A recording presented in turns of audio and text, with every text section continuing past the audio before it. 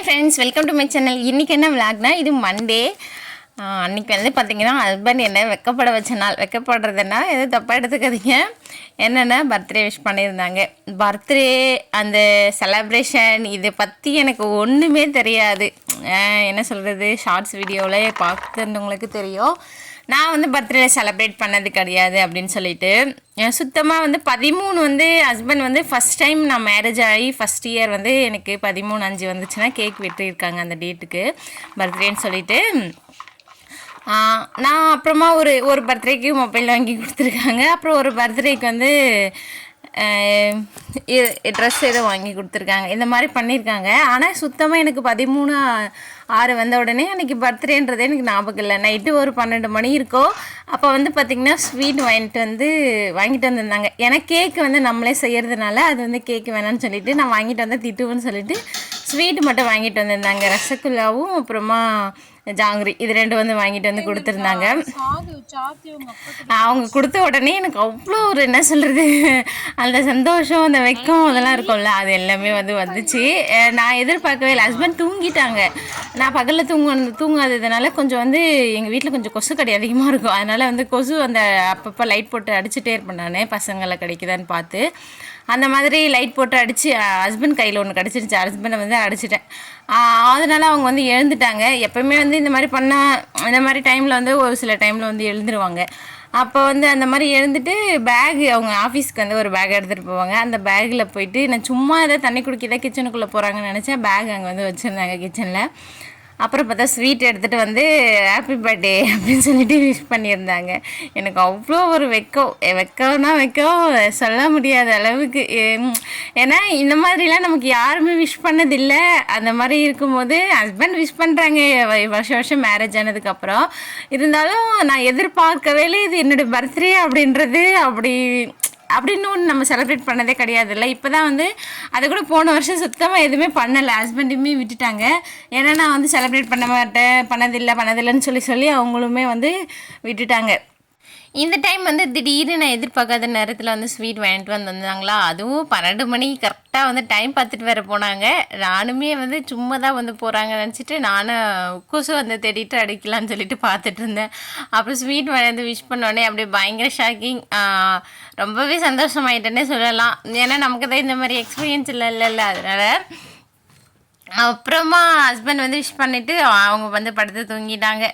நான் பகலில் வேறு தூங்கிட்டேன்னா ரொம்ப நேரமாக தூக்கம் வரவே இல்லை. அப்புறமா தான் நான் வந்து பார்த்திங்கன்னா தூங்கியிருந்தேன். ஹஸ்பண்ட் முந்தின நாளே வந்து சொல்லியிருந்தாங்க இந்த மாதிரி வந்து ப்ரௌனி வந்து 1/2 kg பீஸ் கேக் வந்து கேட்டிருக்காங்க. ஒரு டீ கடைக்கு வந்து செஞ்சு கொடுத்துட்ருக்கேன். அவங்க வந்து கேட்டாங்கன்னு சொல்லிட்டு இருந்தாங்க.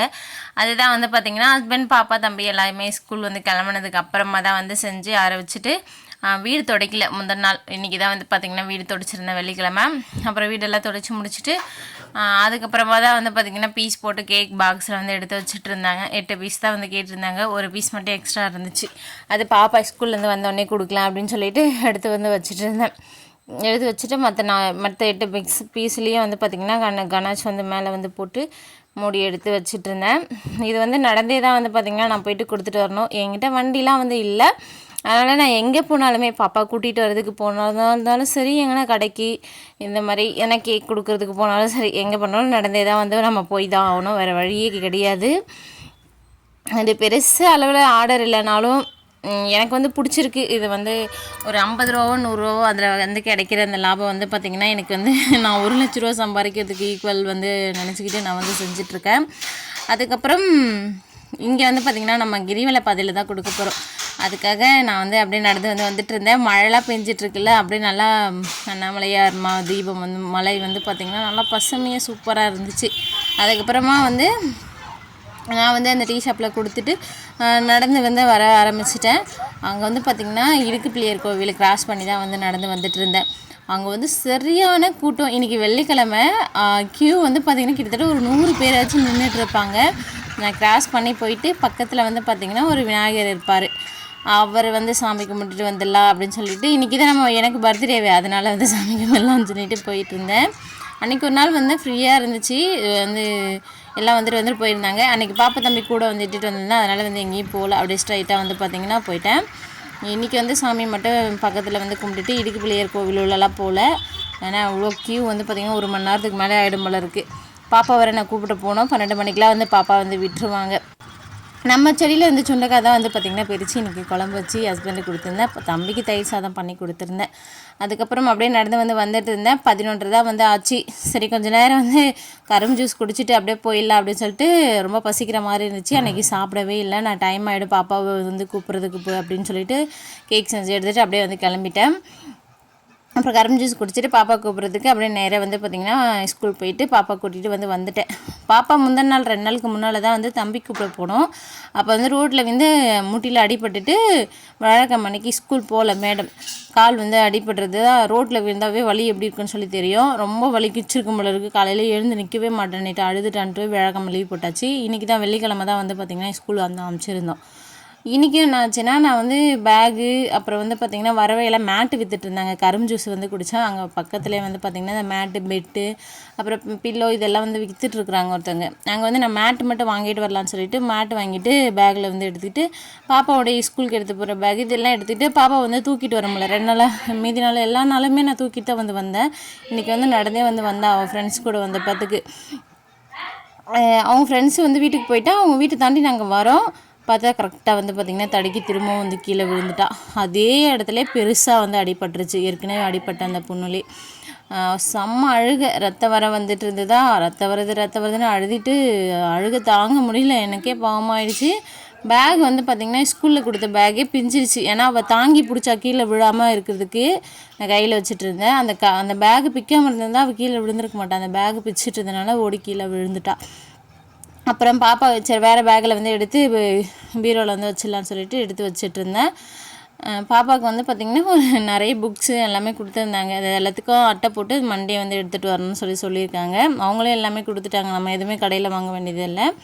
நம்ம ஸ்டாப்லர் வச்சு பின்னு வச்சு மட்டும் வந்து அடிக்கிற மாதிரி இருக்கும். எடுத்து வேறு ஏற்கனவே தம்பி வாங்கிட்டு வந்த பேக் இருந்துச்சு. அதில் எடுத்து வச்சுட்டு அந்த கிழிஞ்ச பக்கம் தூக்கி போட்டுட்டேன்.